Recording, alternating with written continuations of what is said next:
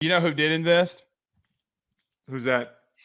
The University of Texas gets an extension from Steve Sarkisian. It's been reported by multiple outlets that multiple NFL teams attempted to get interviews with Texas head coach Steve Sarkisian, in which he denied all interviews and got another contract extension from the University of Texas.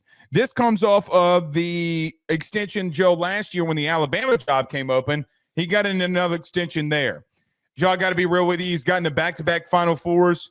I don't think that they're – and Texas doesn't really worry about money here. They're all in on Sark.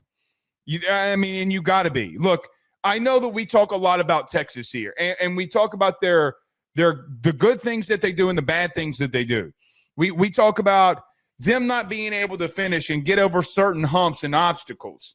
But the bottom line remains is, man, they're the Final Four team the last 2 years. Whether you like Texas, love Texas, or hate Texas, it doesn't matter.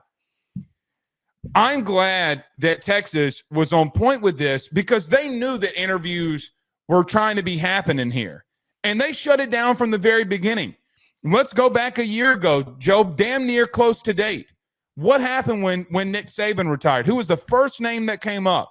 Texas said, you don't come off in the state of Texas and grab our coach. It is not happening. I understand that a lot of people brought up the situation with Steve Sarkisian or after the extension, that the sense of like, hey, man, somebody gets a little too comfortable, they start losing. I don't think that happens here. But it's something to be said about getting the back-to-back Final Fours and your coach locking him in long-term.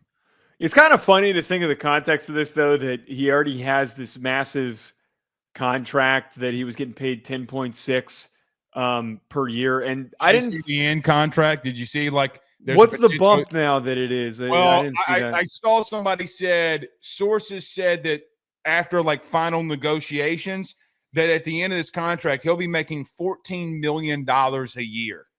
He'll be the highest paid head coach in the country.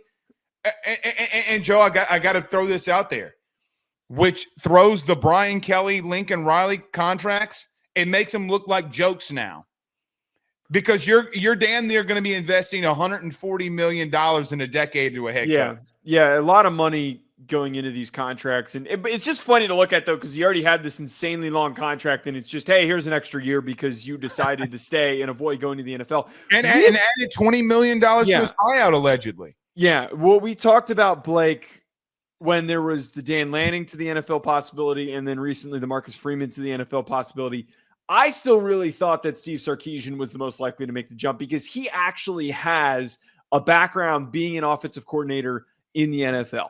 I don't think he has any desire to go to the NFL. I think he has the traits and the qualities to be a successful NFL head coach, seeing what he's done at Texas. But him being with the Longhorns is best for their long-term future. Giving him as much and continuing to provide him with the resources necessary to cook the way that he is what is going to get them back to winning a national championship. I keep coming back to say this. I still firmly believe that Texas will win a national championship in 2025. I think that is going to be, or 2026 when they play in the playoff. They're going to be the team that I push the most during this offseason. But the results that he's had and the meteoric rise where they went from being an enormous shit show of a mess in his first year, taking over from Tom Herman and making them competitive, and then just gradually just adding more building blocks to make them even better and even better. And now they've got elite playmakers that were freshmen and elite guys like Arch Manning, who was willing to commit to the team long enough to sit and wait in the wings and then now gets to take over. The real opportunities and the real future of this program is still ahead of them. I think that the results that they produced, Blake, early on were just a small sample size of what Steve Sarkisian can do. The only thing that ever really got in his way from reaching his potential was the whole alcoholism thing and everything that held him back with that, and the times that he was fired from USC and he did a poor job with the Atlanta Falcons and was inconsistent as the offensive coordinator there. He has figured out how he can lead this team and help get them right, and I think that there's just only going to be so much more success and production for this program. I'm going to take what you said there at the end and go a different direction. Okay. The different direction is now you do have to get over the hump. That's a very good point. I think that I do think that there comes a time where I'm not saying that he was capped out or tapped out being into the Final Four. And Joe, let's just be frank here. I mean, he still couldn't get over the hump and beat a Georgia team who beat him twice.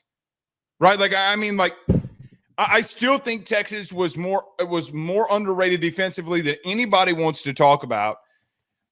When you invest this much into him, though, Joe, when you go into Georgia next year, because they're going into Athens next season, you got to go away and get a win.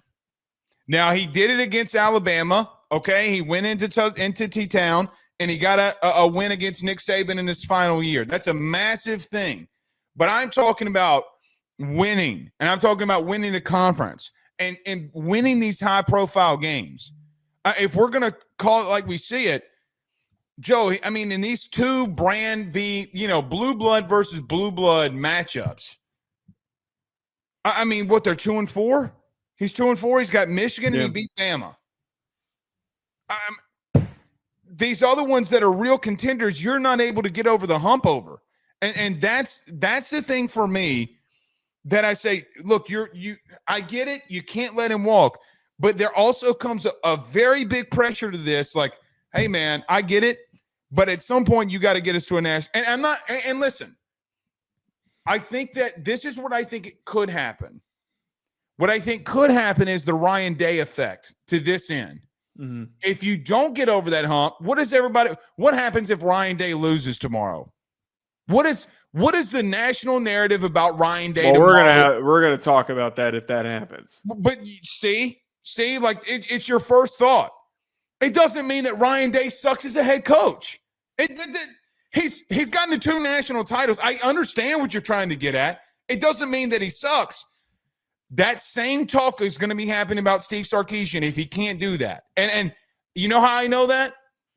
Here's how I know it's not even opinion. Because I just mentioned it to you, and you're like, oh, yeah, we're definitely getting to it tomorrow night if that happens.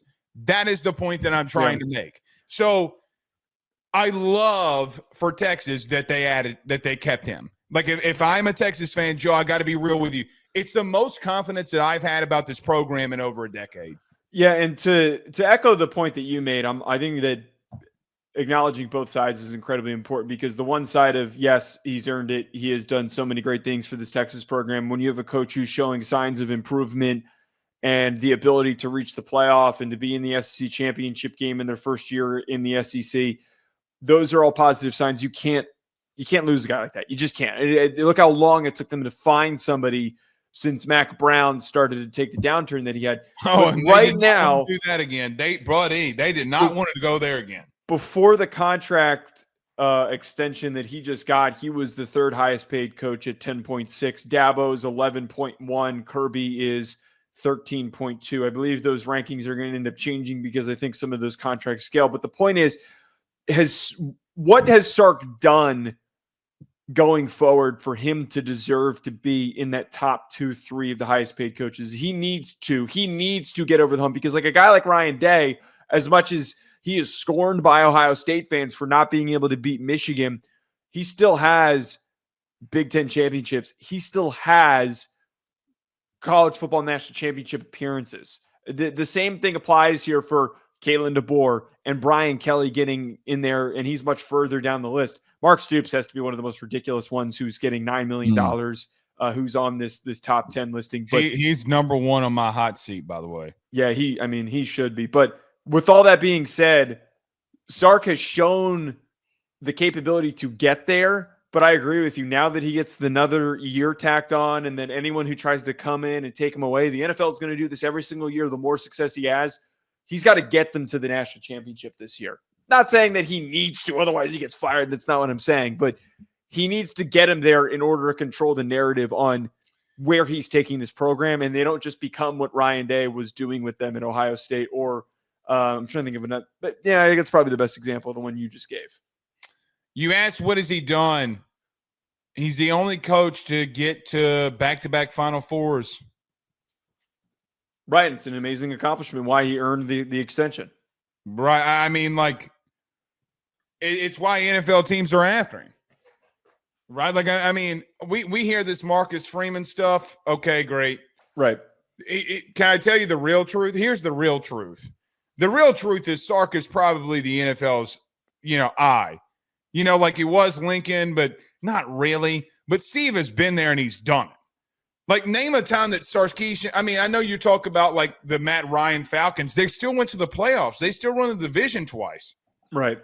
I mean, we sucked. Okay, well, I mean, is that all on him?